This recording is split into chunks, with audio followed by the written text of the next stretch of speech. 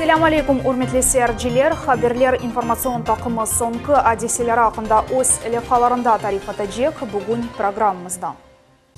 Qırım musulmanları dini idaresinin bir bölігінде Qırım Tatar parlamentarizminin 100 yılına bağışlanған sergi keçti. Bugün Gaydar adına kitapxonada genç istidatlar adlı bala ijadi sergisi keçti. Bu video levhalarını bizim yayınımızda seyretiniz.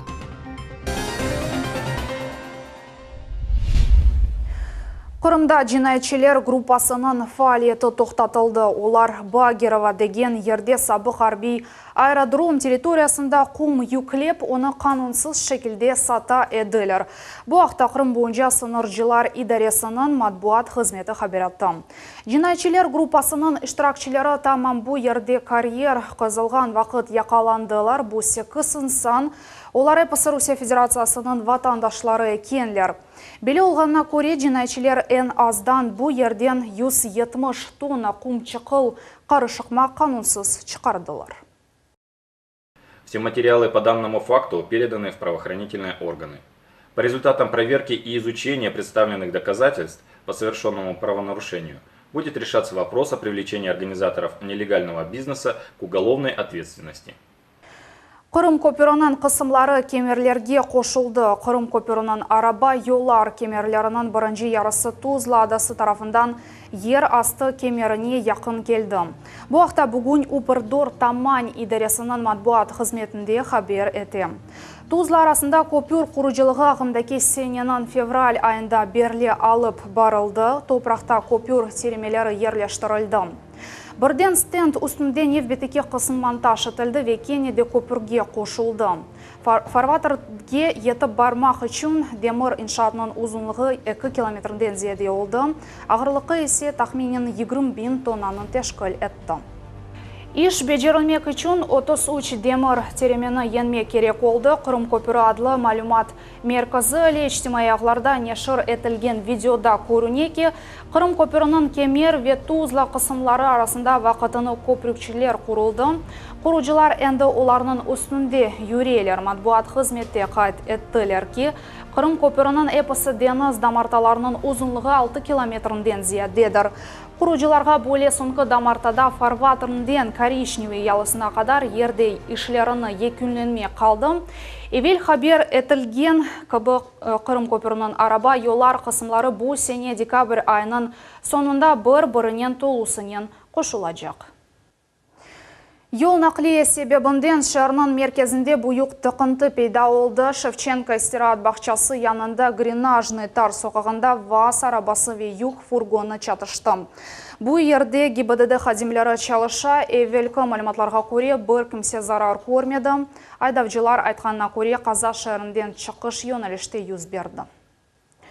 Akmejit yolunda furanın tirkemesi uzuldu. Bu kazanı öz közleri ile көргенler aytganına göre tirkemenin boş yaşıklar yolda jayratıldı. Neticede trassada büyük tıkıntı peyda oldu. Qırım Cumhuriyeti'nin yol başçısı Yarımada territoriyasında adamlar taşılığı sualları boyunca toplaşuv geçirdi. Sergey Aksyonov toplaşuv iştirakçilerine imtiyazlı kategoriya gражданlar taşılığı meseleleri ile müracaat etti.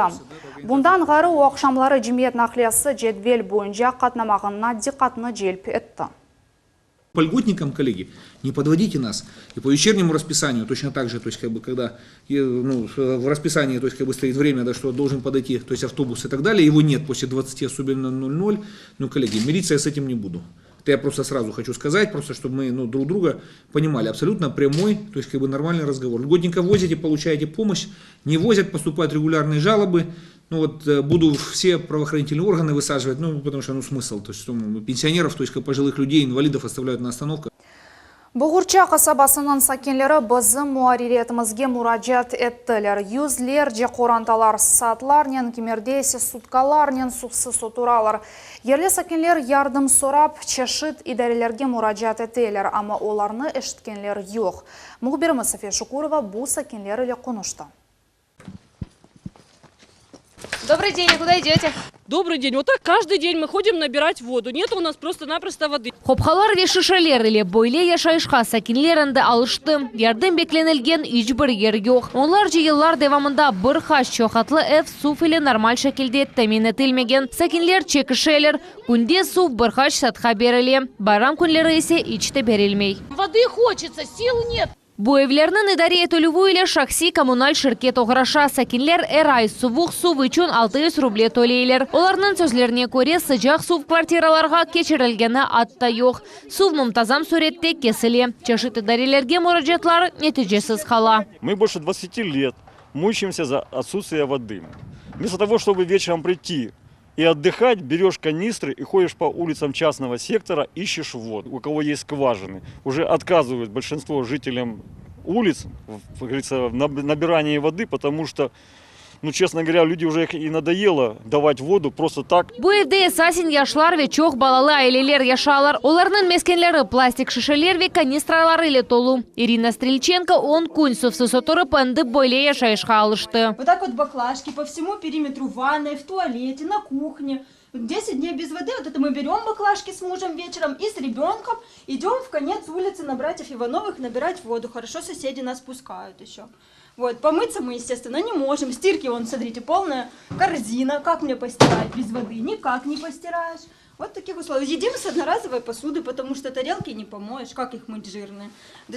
Ну, воду не нагреешь. Yerli sakinlerinin sözlerine göre kemer vakıtları maşinalar su getirirler. Nefbetler tezeli su almağa kıyın. Привозят каждый раз по-своему. Один раз привозят на почту, другой раз привозят на 4-й дом.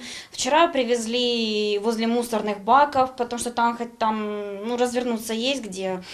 И взяли ведро, взяли баклаги и погнали, потому что какой выбор еще? Извините, подвиньтесь, 5 человек в семье, помыть посуду, опять же, поесть, ну, не знаю, невозможно. Тем более, что как бы ситуация не первый день и даже не первый год. Sakinler ne için olarga su keskenlerini anlap olamaylar, hiçbir türlü tevbelef kehatları olarga kelgeni yok. Yılbaş tatilleri yakınlaşa adamlar su alıp yetiştirmege gerekler. Safiye Şukurova, Dmitriy Nizavoy, Millet için. Qırım musulmanları dini idarəsinin bir bölігінде Qırım Tatar parlamentarizminin 100 yılığına bağışlanğan sergi keçti.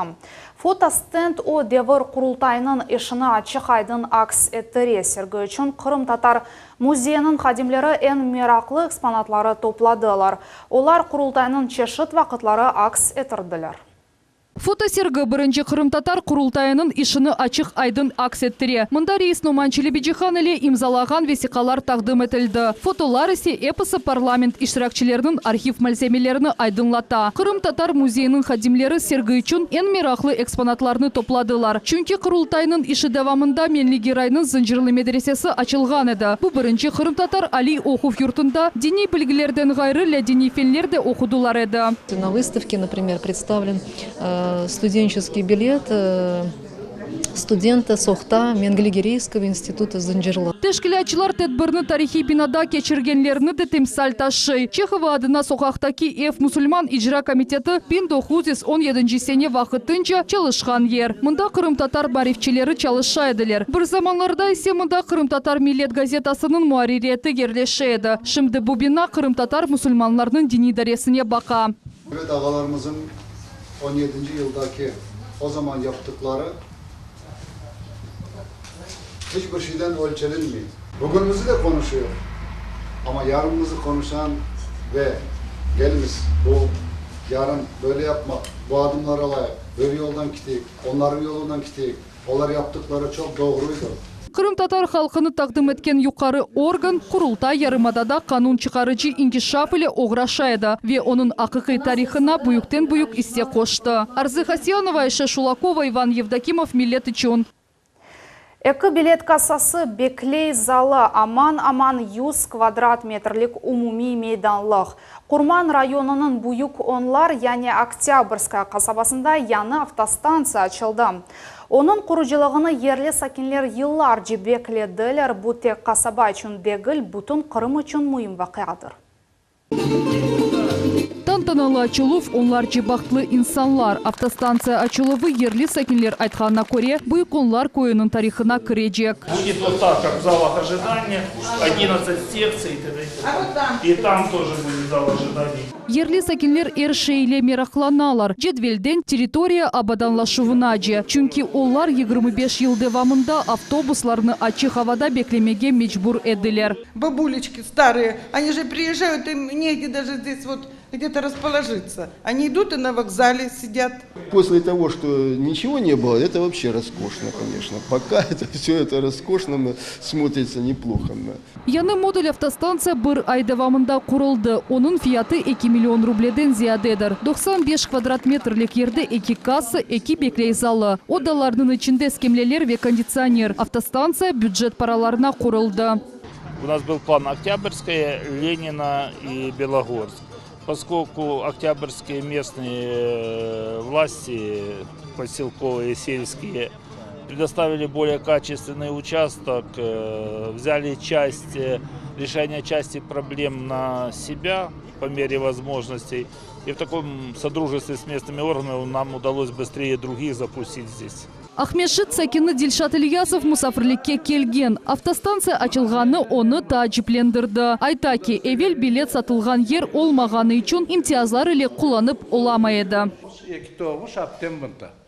Келсем, қайтқанда илле билет пара бермек керек. Не үшін? Мұнда автостанция жоқ еді, билет сатмайды. Туда-сюда да сатмайдылар. Ақмешітте ояға бияға сатылмайды. Там нету автостанции деп. Енді автостанция, слава Богу, Алла шүкір, пейді олған, енді билет бедава олacak. Возьмите, пожалуйста. Сağ ol, қызым. Қасабаның сәкинлері ве мұсафірлері билетлерін сатын алалар. Кемер адамлар телефонларға жедвелінің фотосыны чекелер. Билет алғанымен автобусқа чапалар. Во сколько автобус идет, когда идет, как можно отправиться отсюда? Невозможно ничего, нигде ничего нет. А сейчас? Сейчас, слава Богу, уже есть все. Вы в гости приезжаете? Нет, я здесь работаю. Автостанция ачылған сон енді чешіт йонелішлерді 20-ден зияде билет сатылды. Бұл Ахмежитке, Курман, Ветжанкойге. 300 человек, конечно, не такой большой пассажиропоток, но тем не менее люди нуждаются в качественном обслуживании, чтобы они могли зайти купить билет. Еще раз говорю, в первую очередь это связано с перевозкой социальных категорий граждан, те, которые покупают льготные билеты. Крым – уникальный регион. Мы осуществляем перевозки льготных категорий граждан. Это 642 тысячи человек из тех 2 миллионов. Автостанция Саба saat 6-дан ақшам saat 7-ге çalışacak. Sonra yakın teritoriyаны абаданлаштырмаға планаштыралар. Ем буфет açılacak. Yılın sonuna tamam böyle автостанция Karasuv Bazar'da açılacak. Gelecek sene ise 7 kuyuda. Sonra ise Kırım'ın çeşit regionlarında da bu kergin mesele çözülecek. Ayşe Шулакова, Аким Бекиров, Millet için. Кырым Жумхуриет мулкиет ве топрақ мунасебетлер назырлығында Умумрусия гражданлар қабул етілу күні олып кечті. Мутихассызларының ярдымына әлде етмек үшін 15-ке яқын инсан мұражат етті. Сакинлер топрақ дамарталары бөлінуі ве сынырларны белгіленуі суалері бойынша меслиатлар алдылар. Русия Федерация қанунлары бойынша топраққа ақ укуқ ресмелештірілуі yolunu сорап білділер. Вы знаете, вопросы бывают очень разные. Вот сегодня, например, на прием пришла председатель садоводческого товарищества, ей нужно было только подтверждение ее права, которое выражалось бы в позиции государственного органа. Разумеется, мы сразу же написали письмо, отдали ей, и, в общем-то, вопрос был решен, так скажем, в течение получаса. Есть вопросы, которые невозможно решить в административном порядке. Так вот, в частности, буквально перед вами приходили граждане, у которых существует спор, так скажем, в отношении земельного участка, его разделения. Да, в таком случае орган государственной власти не может решить спор между гражданами. В данном случае они могут только обратиться с данным спором в суд. Хатырлатамыз мулкиет назарлығы Ахмежит шәрінде Севастопольская соқақы 17 F дәресі бойынша ерлеші. Гражданлар қабуына эвелден язылмақ керек. Федераль Али Оқуф юртынан ве Қырым Модеслік педагогика университетінің ішбірлігі черчевесінде конференция кечті. О Али Оқуф юртларының талебелері арасында инклюзив тасыл мәселелеріні бағышланды. Русия Федерациясында имканлары сынырлы олған студент яшларға дестек көстерген чоқ программалар ишлеп чықарылды. Кырым Жумхурияты bu ijtimoiy программаларда фааль суретте иштирак этти. Должна быть создана среда, именно образовательная среда, где ребенок на коляске будет себя спокойно чувствовать, участвовать во всех мероприятиях, получать достойное, качественное образование. Милет телеканалының мухбиры региональ құтлеви малюмат васталарының Умумрусия конкурсында эн гузель оларақ танылды. Бұл сене спортив региональ спортив Русия адлы конкурста бұтын мемлекетімізден 150 муарирет иштирак етті. Сабрия Халиляеваның Крымский адлы спорт комплексінің ғарыдан Тамир Ленювы ақта хабер репортажы Русия Федерациясының субъектінде электрон құтлеви малюмат васталарында федераль мақсадлы программа амелге кечүрлүвы солера эн гузель айдынлатулувы ичун деген номинацияда биринчи ерни алды. Тагдир Ленюв мерасымы Русия Федерация спорт назырлыгинде олып кечти. Бүгін Гайдара адына китапханеде генч истидатлар адлы бала ижади серги олып кечти. Мерасымде Ахмежит регионларынан 13 бала иштирак этти. Экспозиция мусафирлеріне одар өз чешит беди ве аппликацион ишлеріні теклиф еттілер. Да, мне интересно детям показывать, как я танцую, и чтобы они смотрели.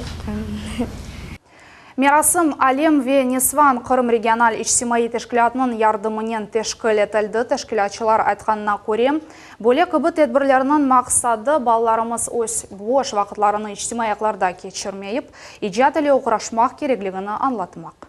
Bizim teşkilatımız, bizim muhariyetimiz bu bala kitaphanelerde tedbirler ötkere ve bir sıra tedbirler ötkirdik ve elbette bugün biz balar icatla uğraşan onların işlerini takdim etimiz ve bek memnunuz. Balalar tek internette oturmaylar, öyle bir icatla uğraşalar.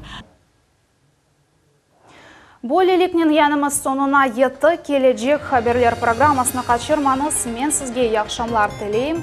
Көрішмек üzere.